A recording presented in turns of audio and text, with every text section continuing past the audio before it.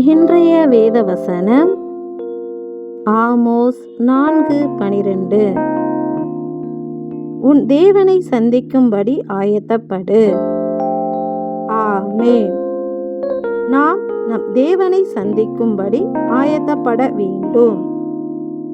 எப்படியெனில், இருதயத்தில் சுத்தமுள்ளவர்கள் பாக்கியவான்கள், அவர்கள் தேவனை தரிசிப்பார்கள் என்ற வார்த்தையின்படி நம்முடைய இருதயத்தில் சுத்தம் உள்ளவர்களாய் இருந்தால் நாம் தேவனை தரிசிக்கலாம். நம்முடைய இருதயம் எதினால் சுத்தமாக்கப்படும்?